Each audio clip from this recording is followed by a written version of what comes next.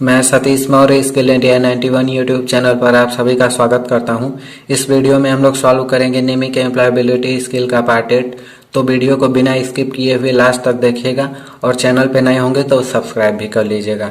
Question number first है, during using ATM authentification is provided by customer by entering. ये बोल रहा है कि एटीएम का यूज करते समय कस्टमर द्वारा ऑथेंटिफिकेशन के लिए क्या एंटर किया जाता है। ऑप्शन ए है कैश, ऑप्शन बी है आईएफएससी, ऑप्शन सी है पिन, ऑप्शन डी है केवाईसी। देखिए, एटीएम जब हम यूज करते हैं तो उस समय अपनी प्रामाणिकता को देने के लिए हम कैश नहीं डालते हैं, कैश तो निकलता है। आईएफएससी कोड बैंक में यूज करते हैं कैश को ट्रांसफर करने के लिए। पिन यूज करते हैं, पिन 4 डिजिट का होता है, वो कुछ भी हो सकता है 0 से 9 के बीच में, तो आप उसका यूज करते हैं, जैसे 15, 20, 90, 22, कुछ इस तरीके से कुछ भी हो सकता है आपका पिन, वो एज ए पासवर्ड होता है आपके लिए। केवाईसी नहीं लगता है। केवाईसी उस समय लगता है जब आपको बैंक द्वारा कोई इन्फॉर्मेशन अपडेट करवाना होता है या बैंक कर्मी आपको बताते हैं कि आपका केवाईसी लगेगा, उस समय आपको केवाईसी सबमिट करना होता है। केवाईसी का फुल फॉर्म होता है नो योर कस्टमर, तो इसका ऑप्शन नंबर सी सही होगा। क्वेश्चन नंबर 2 है, एक्सपेंशन ऑफ एटीएम इज। ये बोल रहा है कि एटीएम का फुल फॉर्म क्या होता है। तो एटीएम का फुल फॉर्म होता है automated teller machine. Option number B इसका सही होगा। क्वेश्चन नंबर 3 है, low productivity will lead to. ये बोल रहा है कि यदि हमारा प्रोडक्टिविटी कम होता है तो क्या इफेक्ट पड़ता है। Option A job security, option B political stability, option C decrease in GDP per capita, option D increase in GDP per capita. तो देखिए, जब हमारे कंपनी का प्रोडक्टिविटी कम होता है तो उस समय जीडीपी हमारा गिरने लगता है। जीडीपी ये ग्रॉस डोमेस्टिक प्रोडक्ट होता है। अब जितना आपका प्रोडक्शन होगा उतना ही पर कैपिटा इनकम इंक्रीज होता है, तो इसका ऑप्शन नंबर सी सही होगा। क्वेश्चन नंबर 4 है, production is defined as a ratio of. ये बोल रहा है कि प्रोडक्शन को हम किस तरीके से रेशियो में दिखा सकते हैं। तो देखिए, ऑप्शन ए है output by input, option B है input by output, option C है output by skill of workmanship, option D है input of skill of workmanship. तो इसका ऑप्शन नंबर ए सही होगा। आउटपुट बाई इनपुट करते हैं तो हमें पता चल जाता है कि प्रोडक्शन कितना है हमारे कंपनी का। और यदि इलेक्ट्रिकल टर्म में आप पहले ही सीखे होंगे इफिशियंसी निकालने के लिए, तो output power by input power करते हैं तो हम वहां पे इफिशियंसी फाइंड आउट करते हैं। क्वेश्चन नंबर 5 है, productivity is defined as the ratio of. ये देखिए, ऊपर वाले क्वेश्चन को ही यहाँ पे रिपीट किया हुआ है, तो इसका ऑप्शन नंबर ए सही होगा। आउटपुट बाई इनपुट यहाँ पे प्रोडक्टिविटी का रेशियो फाइंड आउट करने के लिए यूज करते हैं। क्वेश्चन नंबर 6 है, the expansion of ATM is. देखिए, मैंने आपको ये क्वेश्चन ऊपर करवाया है। पूछ रहा है एटीएम का फुल फॉर्म, तो इसका फुल फॉर्म होता है automated teller machine. Question number 7 है, the process used by a business to verify identity of their client is. ये पूछ रहा है कि उस प्रोसेस का नाम क्या होता है जो कि बिजनेस में अपने क्लाइंट को आइडेंटिफाई के लिए यूज करते हैं। ऑप्शन ए है जीडीपी, ऑप्शन बी है केवाईसी, ऑप्शन सी है एटीएम, ऑप्शन डी है टीएफपी। तो केवाईसी यूज करते हैं अपने कस्टमर को आइडेंटिफाई करने के लिए। इसका फुल फॉर्म होता है नो योर कस्टमर, तो इसका ऑप्शन नंबर बी सही होगा। क्वेश्चन नंबर 8 है, what is the advantage of automation. ये बोला है कि स्वचालित का क्या एडवांटेज हो सकता है, क्या फायदा हो सकता है।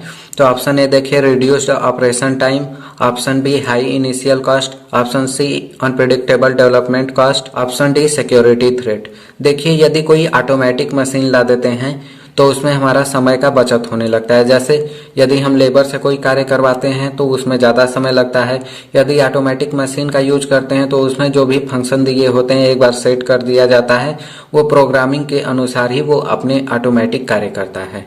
तो इसका ऑप्शन नंबर ए सही होगा। रिड्यूस्ड ऑपरेशन टाइम, स्वचालित का ये फायदा है कि उसमें ऑपरेशन टाइम कम हो जाता है। क्वेश्चन नंबर 9 है, what is the unemployment rate if there are 125 million people in the labour force, 100 million people are employed and 25 million are not.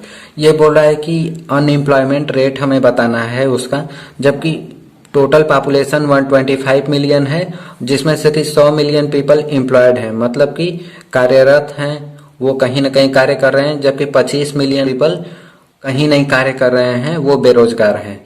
Unemployment rate का यदि हमें निकालना है परसेंटेज, तो फार्मूला होता है नंबर बाय टोटल नंबर